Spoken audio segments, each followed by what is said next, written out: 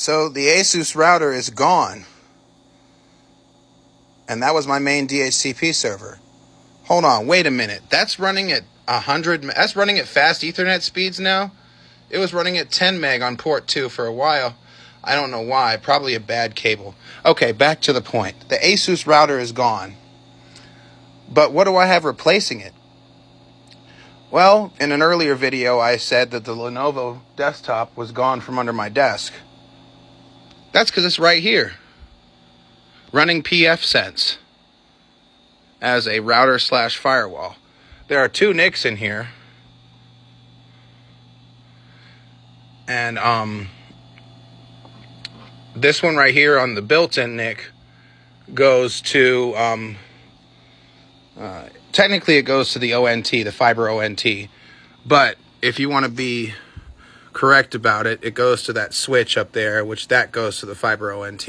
Don't ask me about how I keep the rest of the house's network separated from my lab network, because it's a whole nother story, and battling with Alta Fiber, and don't even get me started. But then this NIC, which is on the PCI Express slot, then goes to this switch right here. And this switch basically is taking the place of the Asus router because it had 4 ports on it. So I had to put that switch there, which this is a Cincinnati Bell Alta Fiber. It's technically a Mocha adapter, but I'm not using the Mocha features on it. I'm just using it as a switch. Now, there is Mocha active in this house, and it's not part of the network. In fact, it goes to power one of the TVs upstairs. And that comes from... Okay, so you know what? I will explain it. There are technically 3 internet connections here, if you want to be specific about it. There's the one feeding my lab, which goes to pfSense. There's the one that disappears back into Ethernet and goes upstairs to... it goes to... Damn, I forgot how I set it up. It goes to my mom's office. And that's where her router is at. And that's actually a mesh system, so there's 2 other of the Eros routers around the house, completely isolated from my network. And the third network, is off of this Cincinnati Bell, now Alta Fiber router, which has only 2 things connected to it, Wi-Fi disabled. Because the only things that are connected to it are the TV over there that my stepdad watches and the Mocha adapter, which carries it up to the TV in my mom's bedroom.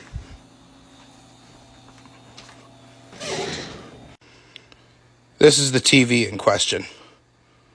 And there's another TV upstairs in my mom's bedroom. But yeah, this Lenovo and its 3 gigabytes of RAM and its Intel Core 2 Duo is basically acting as my router.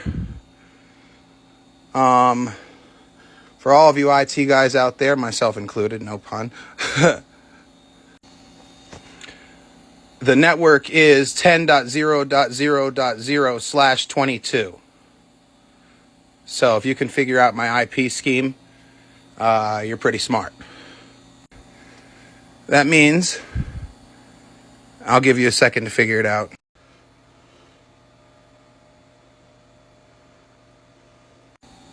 That means that my network address is 10.0.0.0 and my broadcast address is 10.0.3.255. So that has all of those 1,024, I believe, usable IP addresses on the network.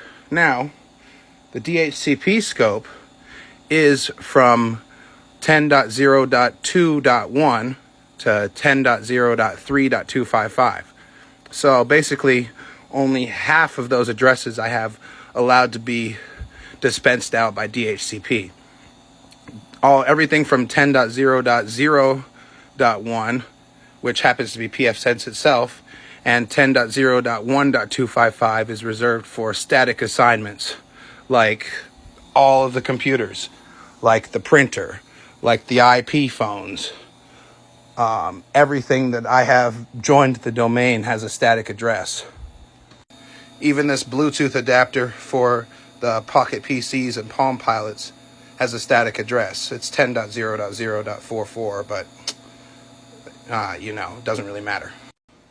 That's 10.0.0.4. That's that printer. 10.0.0.3 will hit this laser jet. You get the point. But anyway, that's what happened to the Lenovo. It's now my router / firewall.